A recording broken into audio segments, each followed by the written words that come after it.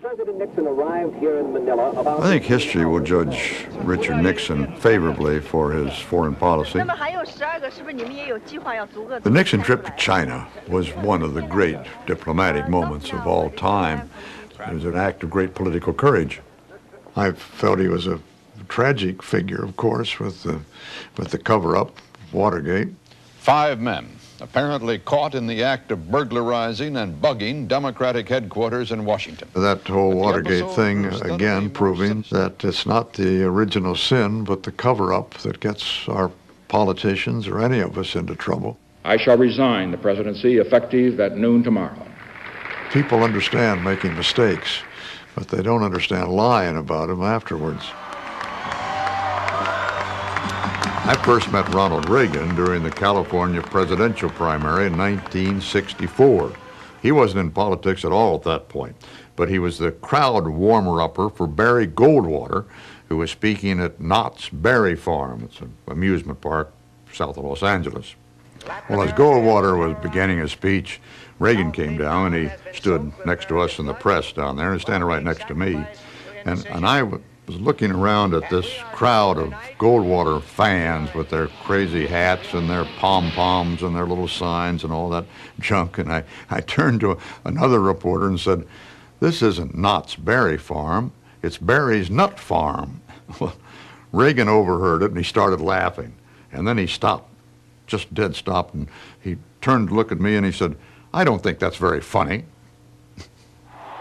Reagan was an exceedingly likable guy, just a heck of a nice fellow, despite his politics. He was funny and loved a good joke. The dirtier, I'm afraid, the more ethnic, the better. I don't think he brought very much to the presidency except charisma and success. Fly me to the moon. Let me play among those stars. I've rubbed elbows with a few showbiz people in my time, too. Like on Jupiter and Mars. Frank Sinatra became quite a close friend and remained so. This was despite an interview that he granted to me. I said, "Tell me, Frank, what about these allegations of mafia connections?" Wham! He got up a seat, stormed out, called to his attorney and said, "Come with me." And when they came out, they'd reached a compromise where if I asked him a couple of questions phrased with some delicacy, he would answer about it. It has been uttered and printed so many times, and we just can't continue to try to fight something that has no basis, because you just tire of it after a while. You make me feel so young. You make me feel like spring has sprung.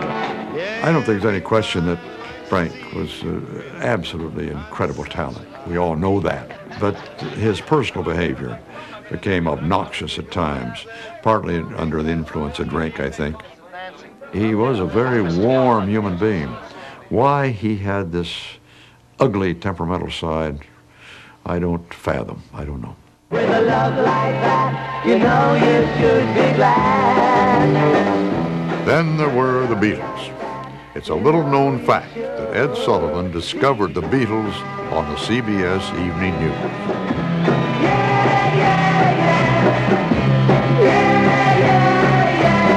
Yeah. Those are the Beatles, those are. We were offered a piece by a London bureau of this phenomenon. So we put it on the air one night. Well, my gosh, we were hardly off the air that Ed himself was on the phone to me. And we were good friends. And Ed said, Walter, tell me about those kids. Tell me about those kids. What kids, Ed? You know, those kids you just had on the air. What do you call them? The Buggers or the Beatles or something. So, ladies and gentlemen, the Beatles. Close your eyes and I'll kiss you. Well, anyway, that was the beginning. He just picked them up and brought them to the United States. My 2 teenage daughters were invited backstage for that first appearance. I don't think up to that time they really cared very much what their father did, but I suddenly was a hero in their eyes. People always ask, well, what are the perks and privileges of being Walter Cronkite's daughter? And obviously that was kind of a big one. I remember dressing up all sexy and my mother making me change. That was horrible. I hated that. But that's one of my most vivid memories of the whole thing, is my mother making me change my clothes. You know, to see those pictures, first of all, we looked like such geeks. I can't believe it. I think it's too far down for that, Donna. All right. Next, Cronkite Remembers, Dallas, 1963. I'll never forget that bulletin. It simply said, shots rang out today as President Kennedy's motorcade toured downtown Dallas. We just have a report from our correspondent, Dan Rather, in Dallas, that he has confirmed that President Kennedy is dead.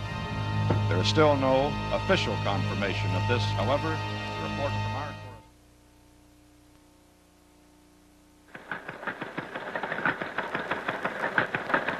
Good evening from the CBS News Control Center in New York. This is Walter Cronkite reporting. I was assigned to take over the CBS Evening News in the spring of 1962.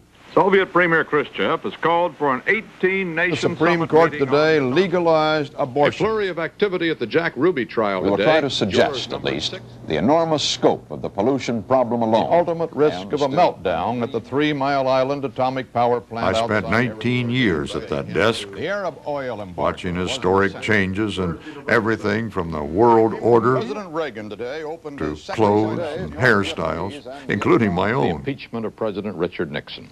More on the story from Bernard Shaw. Habib said if he was tougher than my Marine Corps drill instructors, but in terms of a living, breathing example of how to do the job, he's my beacon. In Alabama today, Governor Wallace ringed a public school with state troops to delay integration ordered by a federal court. The 60s, undoubtedly, were the most turbulent decade of this century.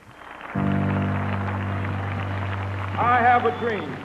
There were the assassinations. Dr. Martin Luther King, the apostle of nonviolence in the civil rights movement, has been shot to death in Memphis, Tennessee. Robert Kennedy was shot at 12:15. The race riots.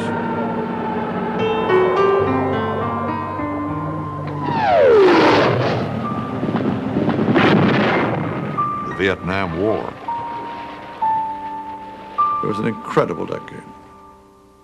The 60s also brought the rather full flowering, I think, of television news. Perhaps partly inspired by the coverage of the Kennedy assassination and aftermath. I think it's too far down for that, Donna. All right. You know what I mean? In those days, I spent my entire lunch hour right at the news desk. I just happened to be standing right at the United Press ticker when Merriman Smith, their White House correspondent's first bulletin, cleared the wires. I'll never forget that bulletin. It simply said, Dallas, shots rang out today as President Kennedy's motorcade toured downtown Dallas. I said, let's get on the air, shouting it, of course, across the newsroom. And I gave it a great deal of thought, Grandpa. Here is a bulletin from CBS News. From there on, we were on camera the rest of the day. This picture has just been transmitted by wire. It was amazing that I really lost entire contact with my immediate surroundings in the sense that I didn't realize I was in shirt sleeves. Let's go back. Prayers, we understand, are underway. The fact is that any news person at a time like that is not really aware of anything except getting the story out. Our man Dan Rather in Dallas reported that. People asked me about my emotions during that day. Well, most of the day I didn't have keenly felt emotions. Looking for the assassin. A report has it that the man has been arrested, that he was operating from a second-floor window. The only time was actually when I had to announce that the president was dead officially, that we knew he was gone. Dinner meeting there. From Dallas, Texas, the flash, apparently official, President Kennedy died at 1 p.m. Central Standard Time, 2 o'clock Eastern Standard Time, some 38 minutes ago. And I almost lost it there. Vice President Lyndon Johnson has left the hospital in Dallas, but we do not know to where he has proceeded. Presumably, he will be taking the oath of office shortly.